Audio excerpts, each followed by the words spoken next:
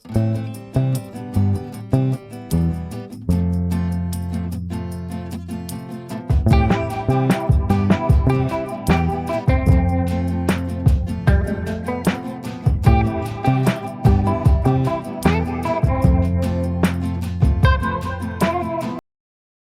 evening, everyone, and welcome.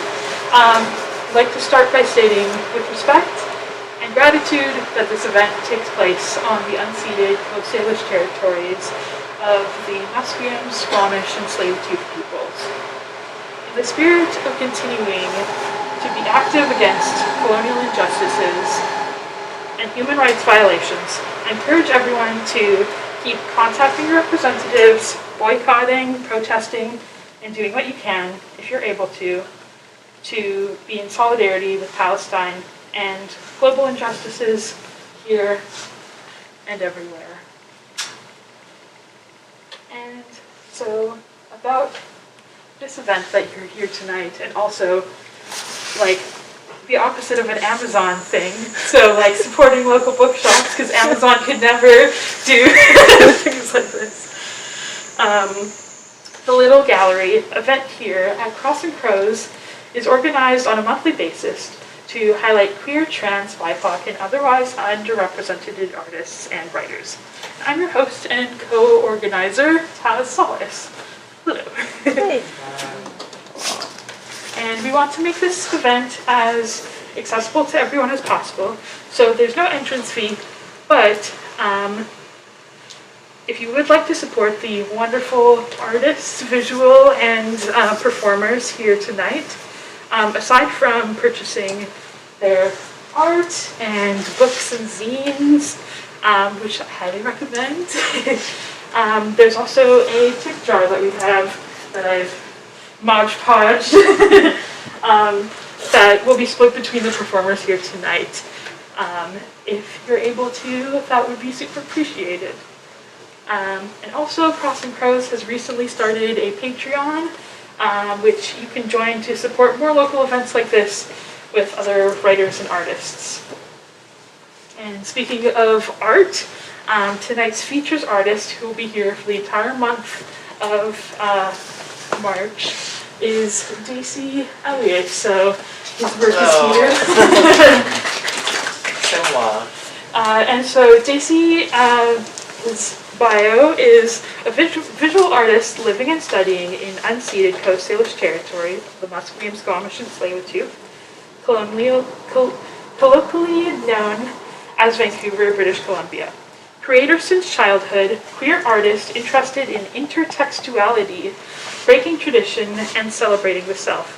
You can find him at Instagram and on his website at daceyeliot.com, and pieces here and pieces there, and yeah, for just events here in general, and if you wanted to come later and see the art with someone who hasn't been able to make it here tonight, that's available for the whole month.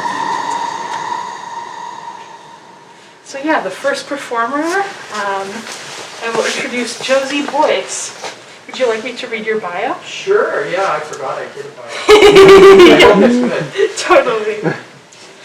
Josie Boyce is a trans woman from down home, New Brunswick, who for the last 30-plus years has mostly lived, worked, and created art in East Vancouver.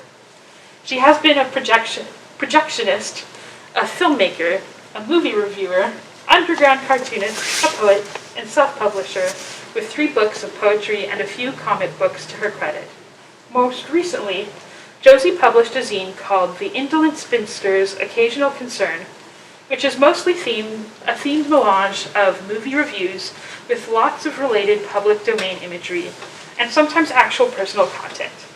You may recognize her from many years of service at Blackdrop Video on Commercial Drive, or harmonizing with the Femme City Choir, or aimlessly wandering up and down Commercial Drive on sunny days, and today's not so sunny day. Josie Boyce. Thanks, Kaz.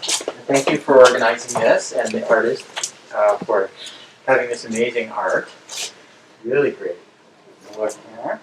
So, covered up my dead name on this. I published back in my dead name days, and I publish now. You can get this book, like Bukowski and Drag, here as a zine with my current name, Josie Boyce. The lovely Paula is showing you. Oh, yes. And I'm going to read a couple of, this book was first published in 2000, and I'm going to read a couple of pieces from it, and then a couple from other books. So let's get, a few days ago I had a little fall. You can see I got some tape here. Oh. My knee, I'm going to need antibiotics for it because of the diabetes. But it made me think of a poem that I wrote 35 years ago. So something good came of it, right? It's called Poem for Siddhartha. The clouds overgrow the trees. The sky cushions darkness around me. I take a stride, emotional mystery. A drunken monkey punch crane's breath at once. I tell myself I am beautiful. I fall, flying away from the ground. My legs above my hips, my arms above my shoulders, my heart deep in grace. I speak no words of sound, only of body and earth. I have fallen down. Thank you. Oh, I love the little finger snap because I can't do it. So please, really give me the snap. Thank you. Okay, this one might be a little heretical, but I don't think people will mind here. It's untitled. And one shoulder at a time, furious God is torn from my fingers. Fast ass bitten, my nipples rise as he unwinds a kiss fully into my spine and thrashes me over and over in fluid whispers, muffled, oiled latex feathers, touch, touch, inside where I am lost one time and found again and again as God comes onto my swallowed mouth tongue, dripping language into my head. Thank you. And this is from my second book, A Cure for Mirrors, which you can also get over here on the zine rack. Might even be a couple of new poems in this one, in that. And I just got two pieces from this book. This one I always like performing. It's called All the Little Dresses Are Black. Begin with eyelids painted drippy blue and contrive to tremble, corsets over, under, and damp, inside, cold, fell, crucifixation, dance and stamp, arms pale and akimbo, rake red vampire nails across shoulder blades, shear away the weight of fallen veils, anticipate a pebbled face, squandered and stubbly pink flesh. Write with a plum lipstick, documents composed of these and other disguises. See a regretful hairy man who only feels beautiful in a little black dress. All right, let's move on to, this is my big Bukowski-sized book that is out of print, but I'm going to make some more copies because I thought I had some left, but I just have this one. A lot of poems in here, all my stuff unpublished from here. And I'm going to start with a very appropriate Vancouver-based poem, which you will understand as soon as I tell you the title. Gargoyle Weather. I can drink from a candle's supple flame, singeing my gray hair black, walking amidst East Vancouver's furious rainy drop spots. I can remember to remember myself as easily, quickly as I do my dead friends and unrequited lovers. I can walk across a river of drowning words, my head a fire of gargoyles dancing on glass, screaming riddles in rhyme. I can close my eyes melting wax, scald my fingers with tongues of smoke kissed by ginger-haired girls crying, missing down home. I can breathe in this flooded sky, deeply, slowly, hold myself clinging to white-green limestone as I swim, rippling in my fear. I can listen with cold glass ears to sylvan whispers of a former very near to being my lover, a friend. I love you, but you're always asleep. I can grapple with dropping, falling to my knees, my belly punched, soft, flattened, kicked, my face cracked, cracked, cracked with tears. I can lay here under this stone-crafted weather, letting a beautiful city step over the grotesque echoes, descending upon me with a fury of silence. Thank you. And move on here. All right, this is a poem I perform almost every time I read for my sister, who died over 30 years ago. Am I unable, my sister? Am I unable, my sister, to make tears write poems, or touch anything as naked as your death, my sister? My sleep is within dreams where I am a cactus, grown over with 1,000 spines, razor-sharp nipples bleeding water into sand, naked, cold, and loverless under open skies of your breath, my sister. Within myself, my fingers trail your words, follow paths we had spoken of as awake, not spoken of as awake or alive, my sister, myself. I try to see your smile, my sister, in my reflection, as my teeth burn away and my mouth and my tongue dries and withers, my skin gives way to flesh, to bone, to dust, to glass, cold, clothed in a world that no longer exists between us, my sister. Without my tongue and my voice, I have lived through these soundless screams that seem to have found an end without the violence I feared from inside myself, my sister. Am I able to turn to your life in these ugly, beautiful ways, my sister, and survive myself? Spoiler, I did survive. All right. Literally none of you are old enough to remember, except for Paula, a place called the Dufferin Hotel. You might have heard about it in fable and song. This was written in the back room. A different piece of dancing.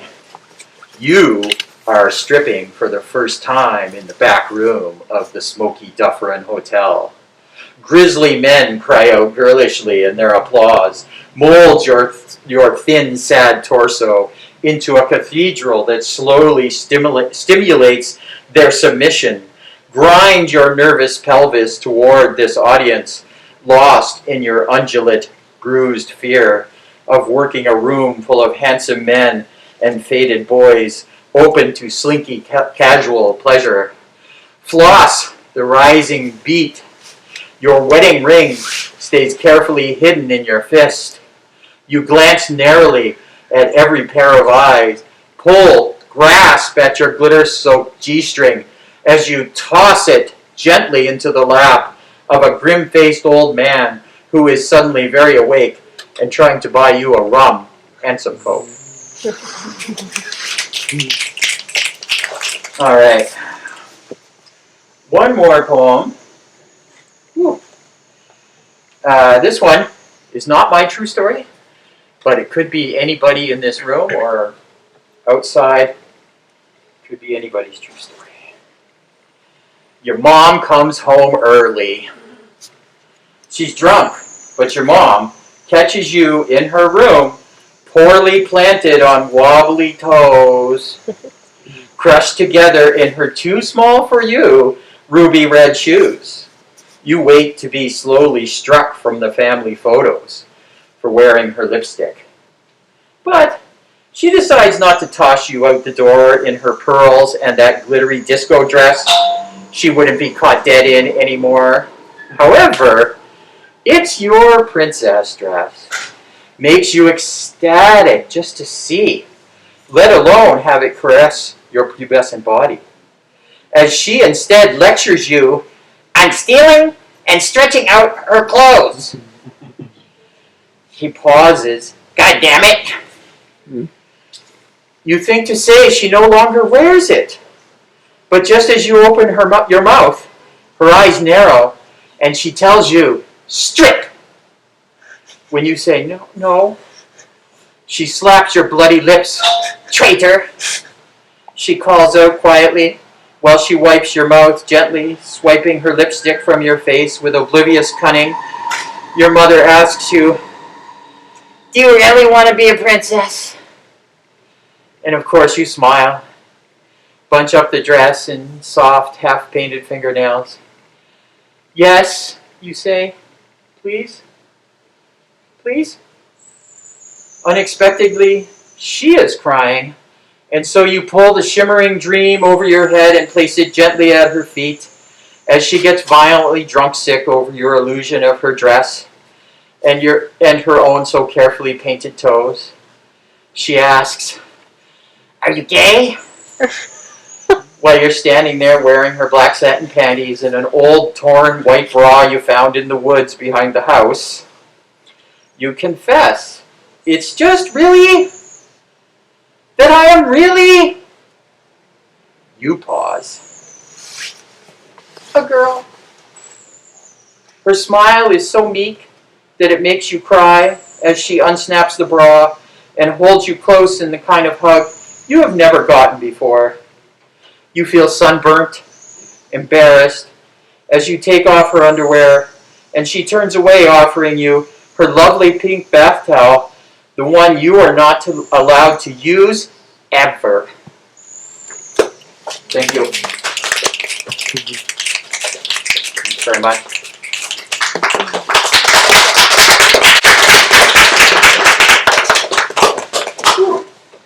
Thank you so much, Josie, Yeah. for starting off the night. And so our next performer is Santiago. Would you like me to read your bio? Sweet.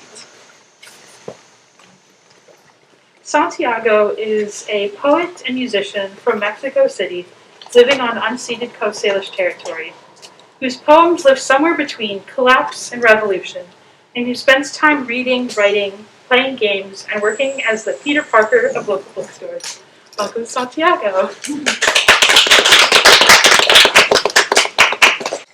I'm just reading from my phone, but I don't like reading from my phone. It makes me feel naked, so I'm pretending.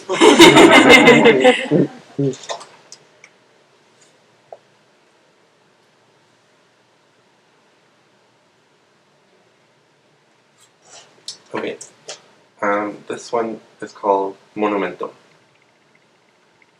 Ode to the ángel that flies in Paseo Reforma, suspended in gray air and supported by concrete that entombs heroes of independence, the same concrete that erases the city of Tenochtitlan.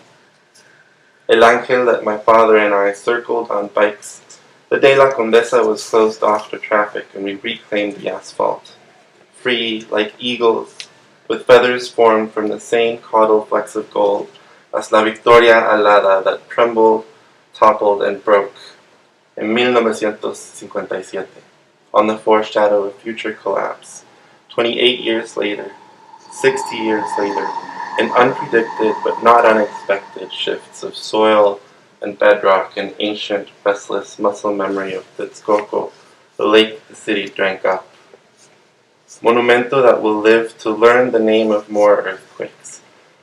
Because the city never learns, only settles further down into parched soil, held down by a crowded culture and a pueblo that only keeps growing without roots because it never learns. To the ángel that hangs in Cuauhtémoc, in Juárez, 3,000 meters from the hospital where I was born. If you fall, I hope I'm there to see it. Si caes de nuevo, espero verlo.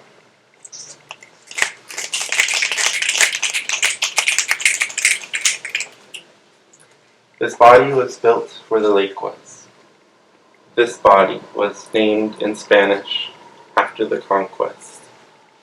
It is a cathedral encima de un templo, chinampas enterradas by skyscrapers. I am made from riverbed clay, and your hands didn't shape me to shatter. This body was built where the lake was, on the grave of Tenochtitlan, raised by the ghosts of strangers' ancestors, from the rubble, from the ashes, I didn't ask to be so brittle, to know so little about, to be a stranger to myself. And I realized that the guilt over not being there during the collapse is guilt over not being there for the reconstructions. That pain is a responsibility, but the pain of breaking is shame over not knowing how to mend. I have tried to put this lineage back together, and this family keeps caving in. I am the son of colonialism and the daughter of earthquakes. This body is sinking, and I am learning how to let it. My mouth is very dry, I need to drink of water. You know when drinking water is like one of the hardest things you do for no reason. Okay. This one's called Between Us. I keep the name of this island from my mother. We're told we are guests here. Our hosts come to camp, but nobody greets them. And I want to cry, because the language I have to thank them in is my abuela's skin bleached and red fragrant rosary beads in a pouch I left in her old guitar's case, made from pressed, thornless flowers. Her language dances like sails of ships that claim this coast, or wildfires between our mouths when we acknowledge the land. The day before we leave, I count 3 eagles. I roll them between my fingers like dried petals. You say they carry up prayers, but I can't remember any of mine, or the knotted ones I was given. So I let the silence hang between us instead. We sit on concrete steps, and when I ask how to honor things I haven't found a name for, you tell me honesty takes time. But the truth is, I don't want to wait for my mother to be ready, or for me to learn to be true, or to remember the words we thread onto chains.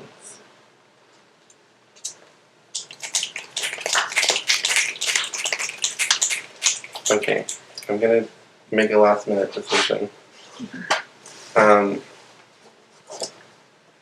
If you didn't know, Akira Toriyama died very recently. He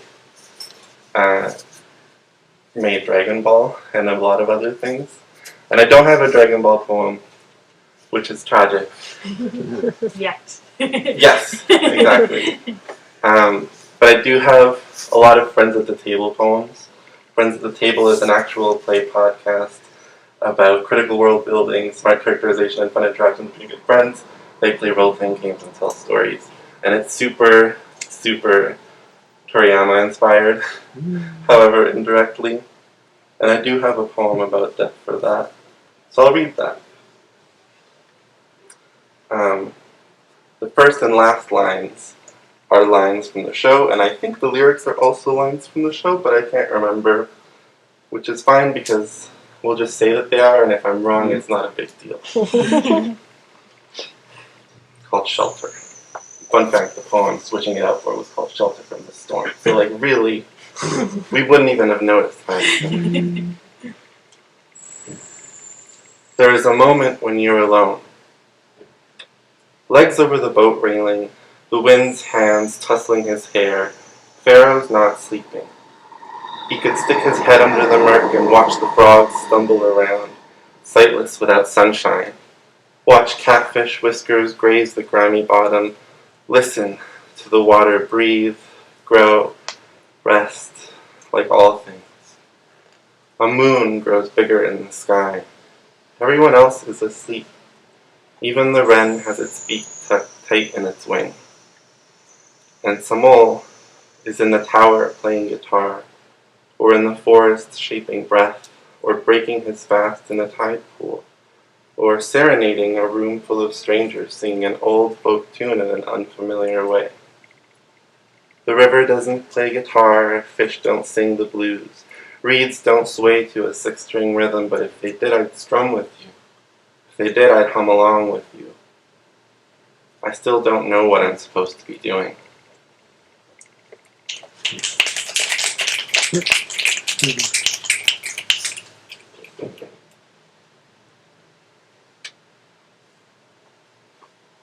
Okay.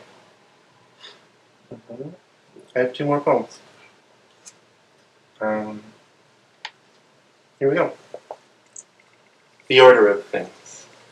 Never has the sky held close the ocean like this night. Here, the capricious seagulls call to each other, stall one moment, fall the next, and then glide up and once again hover in motion like white wave crest foam. There is no moon. The beach is empty now, but at dawn, fleeting imprints will somehow crawl over silk sand, emerge shy from homes, on their backs, under rocks, within tide pools. Survive despite the silent clouds that prowl, gray, fast, and dangerous towards the shore, discharging flashes of light as rain cools the air, as wind cuts cliffs, as waves keel-haul the life that takes refuge on the sea floor.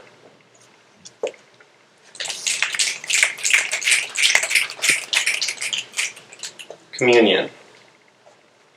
It's raining. Leaf tips drip hymns left by the rain into the riverbank. Rapids hum with the crest and crash of oceans. Rhythm erodes rock shores. As the city grows, the forest withers, but when it's raining, the stream always fills. And when we carve out room in new clay, the river fills it still. Is it called a flood when the memories in earth are wiped clean? Soon the river will have little room left to breathe. What is it called when we outgrow the land we were given, when we seep between the trees, when we rip roots out to claim their soil? ¿Cómo llamas este tipo de lluvia que cae como estrellas y te pesa en el pelo? What do you call this type of rain that falls like stars and weighs in your hair? ¿Cómo se llama? What is it named? It's raining. I make eye contact with strangers, neighbors on the footbridge, but we say nothing. My hands are on the railing, clasped crooked as on the backs of pews during prayer. The river is speaking. Listen. Thank you.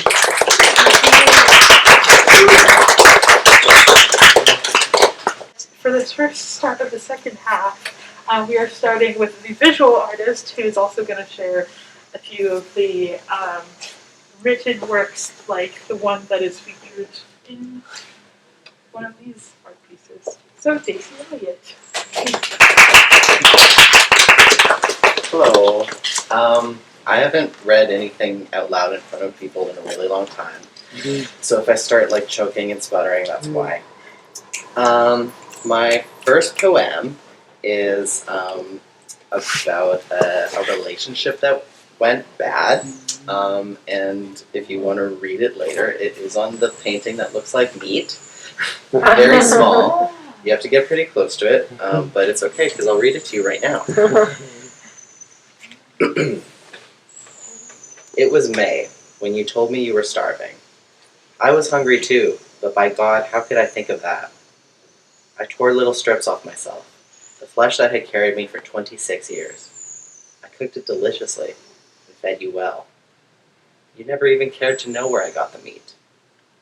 Each day you were hungry, so I kept butchering. Flank, ribeye, loin. Sometimes it was not to your liking, and you let me know. Sometimes you paid it a compliment, and that made everything feel worth it. Most of the time, you didn't say anything. You just ate. Seldom, you gave me food as well. Food that tasted how you used to make it. I loved your cooking. As time wore on, I grew smaller and smaller. More of my blood exposed, my deep muscle tissue, my bones. You didn't notice. It was the end of July when you told me it wasn't fair to eat so much of me, that you should eat something different. You told me I needed to go. I needed something better. I should cook for someone else. But by then, I was gone. Brittle shreds of bone. And before I left, you asked if you could suck the marrow.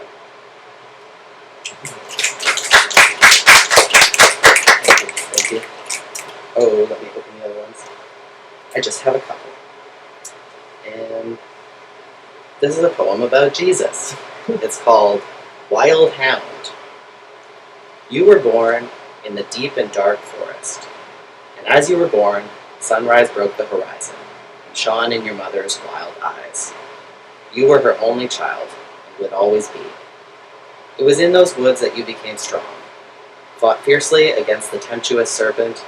The waterfall in the clearing washed your head, and you gazed up to see shining oblivion. In your adulthood, you killed fish in the river, strong and thrashing, until down your chin ran red wine. And you brought this feast to the children of your pack. Even on those nights, your belly slept empty. For the heavy crime of living, men chained your throat. They took you from your home and threw you to a hellcat, who was enraged as well, and who tore your flesh, even as you broke your chains and ran free at last. Now you have found a bed in the hands of God, where the cool earth ushers in your aching old bones.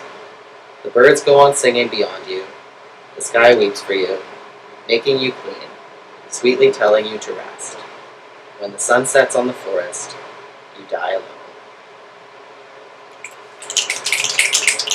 Is my volume reasonable? And the last one I have is lost in my phone now.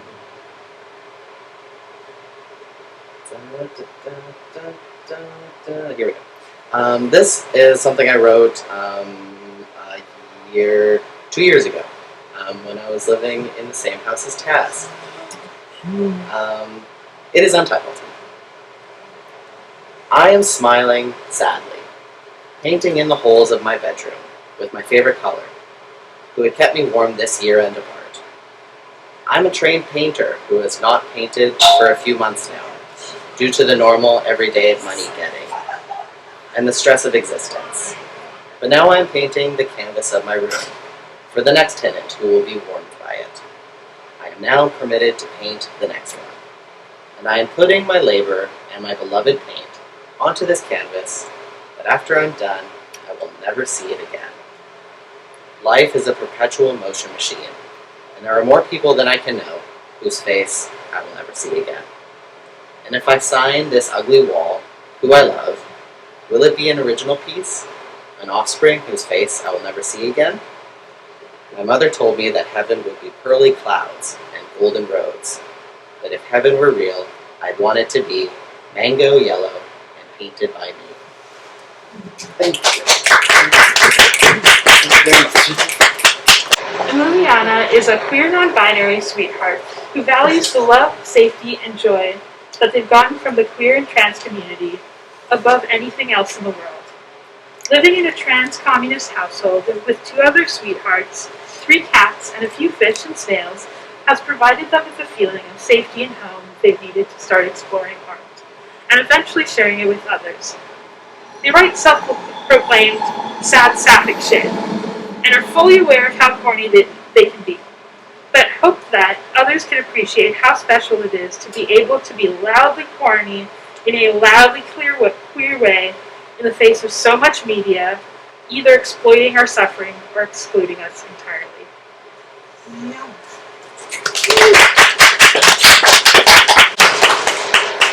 I've never actually read anything out loud except for these 2 unwilling participants. So, hopefully it's loud enough. Yeah, I'm just gonna start. She loves my hair long. She wouldn't mind if I cut it, she says. She loves the layers.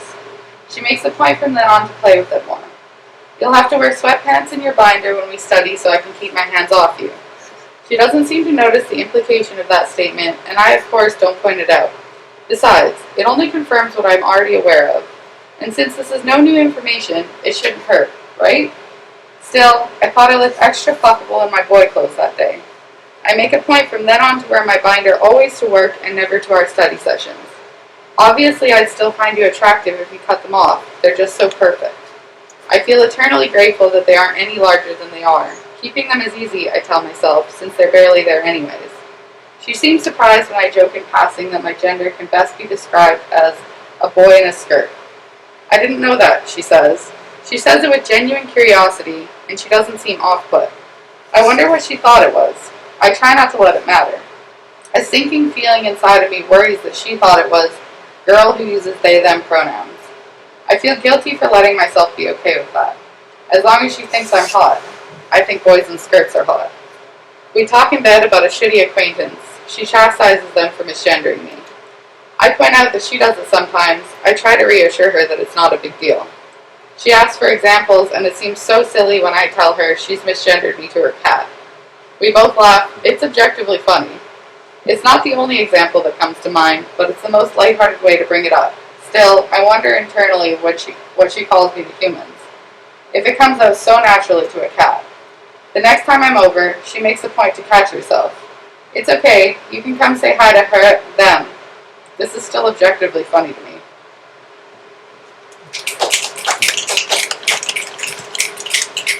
This is a poem that I wrote for you guys. Sometimes I'm afraid that there's no room for softness, but then we're smoking in the kitchen, waiting for our lover to return. You're baking banana bread, and I'm laughing at how long it's taking you while I cook.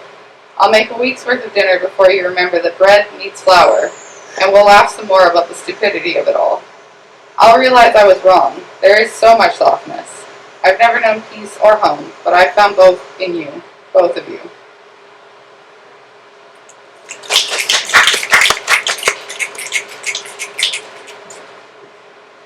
I'll make myself so small. I want it to be easy for you to arrange me on your shelf, or put me in your pocket, or toss me aside. Please don't toss me aside. If I don't take up space, maybe you won't notice my attempts to sneak in through your ribcage. Maybe you'll forget I'm there and let me stay. If I can be less of me and more of whatever you need, will you need me? Can I convince myself that being needed is the same as being wanted? Can I convince you? When it starts to hurt, when the gravity of shrinking myself to carry more ends up too heavy in my heart and on my hands, will you still remember that I'm there in the rise and fall of your chest? Will my voice, so shrunk, be shrill enough to hear when I cry out under the crushing weight that you never asked me to hold but didn't question setting down?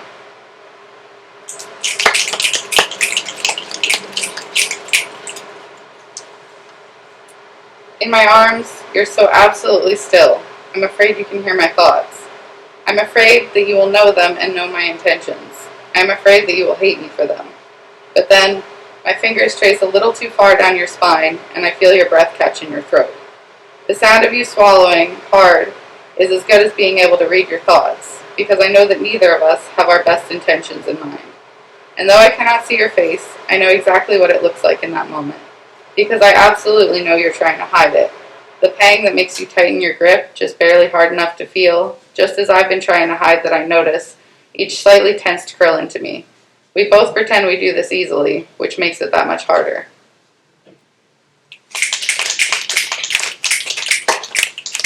And I didn't edit this, I just wrote it today after a weird lunch with my grandma. Right. At 4 years old, I'm banned from my grandparents' house permanently for putting lipstick on a taxidermy wolf that my grandpa had killed. This is a true story. I am old enough to know that I've done wrong, and also that this is an extreme reaction. At 23, I go back to my grandparents' house for the first time since that day, and we have dinner. I wear lipstick, and I don't try to share it with any of the dead things on display. While we eat, my aunt tells me about the movie her and my grandma saw the week before. She tells me they didn't make it to the end of the movie, too much swearing and lesbian stuff. I'm old enough to bite my tongue, and I do not think my reaction shows.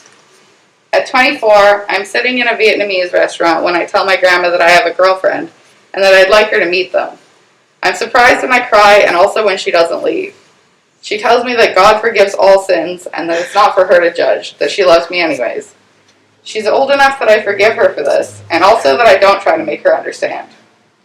At 27, my grandma sits across from me at lunch and tells me things about her dad that she's never told anyone. She says she understands why her mom couldn't protect her, but that understanding didn't make it right.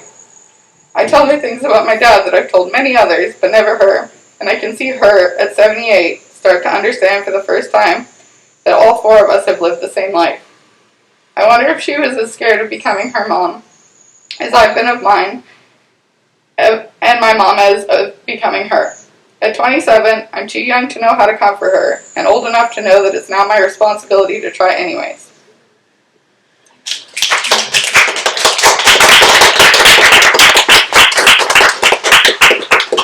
Micah is a trans queer, mad writer, queer organizer from Egypt, a recent uninvited transplant on the unceded territories of the Musqueam, Squamish, and Tsleil-Waututh people.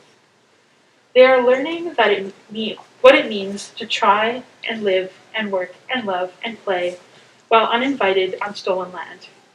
There is no baraka on stolen land. They write about madness, queerness, love, and intimacy. Their writing and essays have been published in Madame Asir, Ola Africa, Rawi, Al-Jumhuriyah. Al-Jumhuriyah, and Security in Context. So I'm not gonna stand because I have a killer migraine today. And I don't usually read out my writing, so if you can't hear me or if I'm speaking too fast, do stop me.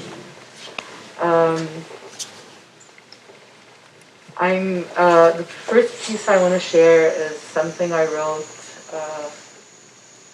3 years ago. About 3 years ago, we were losing a lot of our friends.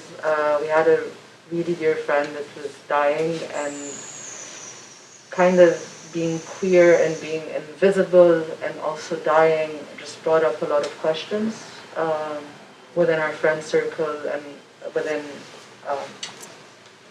And so I wrote this piece before she died, and I published it after she died. And my partner here, Yara, we weren't together back then, we're just friends, and we were discussing what's the name I'm going to use to publish this piece, because I can't use my name. And I was so frustrated to have sort of poured myself into this piece of writing for such a long time and really worked on editing it over and over again, and then just couldn't put my name on it. So that's the context of this piece. It's called, another point. I'm not reading the whole piece because before we came, I went through it again. I was like, I got bored because it was so long. So I've taken some parts out. If you do want to read it, you can just Google the title and you can find the whole piece on, yeah. Okay. So the piece is called Where Do Old Lesbians Go to Die? Where do we go to die when we have lived thousands of lifetimes in a world that was not made for us? Where do we go to die when we never were here? As I turn 40, I find myself asking what it means to grow older and what it means to die. I see other people growing older, their lives shifting to accommodate spouses, children, birthday parties, parents-in-law, parent-teacher meetings, spousal gossip, affairs and divorces that involve their friends and families. Without these compulsory milestones, the only metric I can borrow from that world that did not want it is that what I have had is longer than what is left. That metric applied to my life translates into, I have loved more women than I have left to love. I have known more passion and heartbreaks than I will yet discover in the time that I have left. I have fought more fights asserting my existence than I have left to fight. I have been fighting for as long as I can remember, fighting the world that won't have me, fighting my family that won't see me, fighting a notion of a God whose throne shakes in anger when I love, and fighting a self that will not yield to make it easier. I have been fighting out loud and fighting even louder in my own head. When words refuse to leave my mouth, my lips binding themselves shut to preserve my life, my body parts defying me for the sake of the biological imperative to live. Will we find peace in the moments of our death, or will we still be fighting to assert our existence? At every confrontation with this world that will not let us be, the contours of who we are rearranged to try and preserve as much of us as they can and still keep us alive. The fight is primordial. It is young, like a child that is learning to say I, that I is separate from the parent, that they, in their own right, are an individual with wants, needs, and desires of their own. How can we grow old when the world we live in never stops making children of us, over and over again? I don't know any old lesbians except for one in my family who no one says she is. She spends her days alone, drinking, stumbling out of her home into the unforgiving streets of Cairo. When she's berated for her short hair and masculine attire, her lips, unlike mine, eroded by the words they've held in and worn down by the cheap Egyptian alcohol she drinks, do not preserve her. Time has stopped, and the last 2 decades have been a broken record that cracks another part of her body, her nose, arms, and chins, with every oscillation at every confrontation. 2 decades ago, her best friend, who lived with her for 3 decades, left. Our family consoled her more when she lost a dog. How do we grow old when time stops still and the only spaces we exist in are our own imaginations? We bid farewell to our bloodkin early. As soon as we catch the glimpses of who we are, we lose them slowly. We watch helplessly, enraged that there is no choice we can make as they drift away from us. If we choose to share ourselves with them, we lose them and they lose us. If we choose to not share ourselves, we lose them while they still remain, while we still remain for them. We exist around them, empty vesicles, maneuvering our bodies as we pass the salt across the table, the same salt which they have scattered in the corners of their homes to protect them from the demons that they would no doubt believe we embody had they caught a glimpse of who we are and how we live. Who will mourn us as we were when we have never been? How can we describe the nature of how we desire, connect, and try to build lives of partnership with the word love, when this word was never meant to describe us? Our daily existence is flooded with the imagery and practices of normative human relations, reminding us how far we have deviated from everything that was planned for us before we were even here. What does it mean to love when nothing around you calls what you feel love? What words should we use to describe love when to love and to fight to be are synonymous?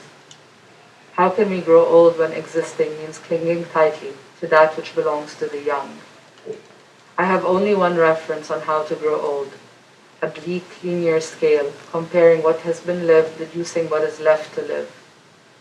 The scale is a parameter devoid of celebratory commonalities such as weddings, births, with the simple act of watching our own offspring repeat these milestones. When we do celebrate, we either do so in secrecy, or we have hidden parts of ourselves in exchange for a space in this world. Even when it fits awkwardly and uncomfortably, the seams of keeping ourselves together stretch our ill-fitting clothes, rumple, but when the camera pans out for the family photograph, the defoes in our outfits are hidden by the expert lighting and the stage body of the family that surrounds us. If our outfits remain ungainly, we will be cropped out of the photo. They will tell parts of our story and conveniently leave out the parts that constitute who we really were. Just as the world has had no room for us, as we are, nor has the passing of time been able to let our stories shape what its passage means. We remain both confined and set free, diasporas of both material and imaginary exiles. We do not grow old, nor were we ever young. We do not go anywhere, because we were never here.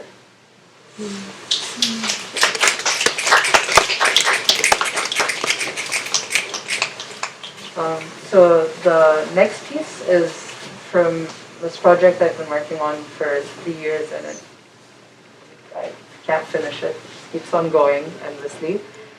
It's a series of letters that I wrote during a friend's hospitalization. Sort of got hospitalized, and I decided to write him a letter every day. And then when I got hospitalized, I was writing him a letter every day. And so the whole book is of these letters of this really, really close friend who we aren't friends anymore, which makes writing the book kind of harder and more complex. So yeah. Dear Ahmed, I wrote you this letter when you were hospitalized in August in 2020. I wrote you this letter when we were both still in Cairo. I wrote you this letter before we both moved to Vancouver in 2023.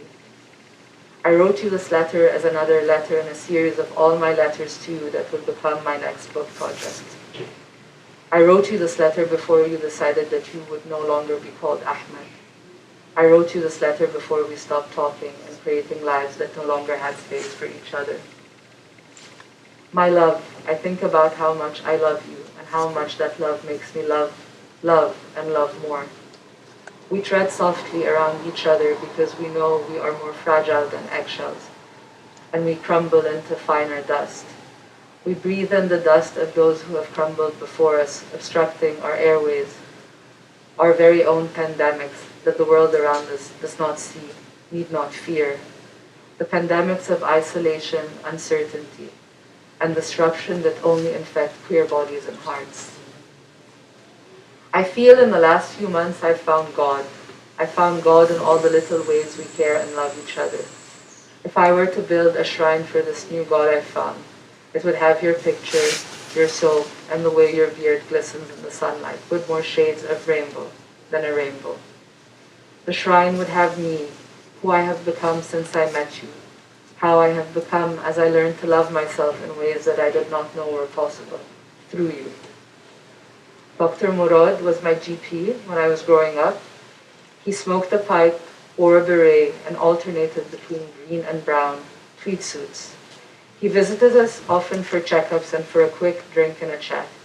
He lived nearby, and I suspect he came over so much because he had some marital issues, since his wife would frequently call us by pressing the redial button and screaming at whoever answered, "You whore, stop fucking my husband." When my parents spoke to him about my mental illness, he told them that his skills extended beyond general medicine, and he was well versed in the discipline of psychiatry. Freud and Jung inspired him. He eagerly volunteered to treat me. We had our sessions in my bedroom, me sitting up in bed, the covers pulled up to my chin, and him seated at the foot. After our first session together, where he spoke more than I did, I was diagnosed with not knowing how to love. My treatment involved Hindu, Sufi, and Zen Buddhist readings. He gave me a book called When the Flowers Showered. All I can remember from reading it is the feeling of cherry blossoms falling gently on my body like 1,000 gentle kisses, in a city that has no trees, kissing every part of me that is torn and bruised by the city's jagged edges. I sit now with all the love I feel towards myself, and sometimes I cannot distinguish between loving myself and loving the ones I so deeply love. It took loving my queerness and loving other people's queerness, your queerness, and all the ways it showed up between us for me to love myself. I don't know if Dr. Murad is still alive, but I often wonder if he would think I'm cured now. So I wrote when Ahmed was hospitalized, and then this one I wrote while I was hospitalized in March 2021. Dear Ahmed, I keep dating the letters I'm writing you 2025, and then correcting them 2021, which looks odd, which looks like it's the mistake. Maybe there's something cosmic and magical that's being channeled through me to you, to us, through our tradition of writing letters during asylums of madness. 2025 is in 4 years, yet it feels like it's a quarter century away. A quarter of a century ago, we both believed in a religion whose God's throne would shake from who we loved. We had spent our childhood soaking its teachings till they intertwined themselves with our bone marrow, and we walk with its heaviness in our bones, whether or not we believe in it anymore. The curtains to my room are drawn. Mustard can be such a beautiful color. But the mustard of these curtains feel like it's been soaking too long in the despair of the room's previous occupants.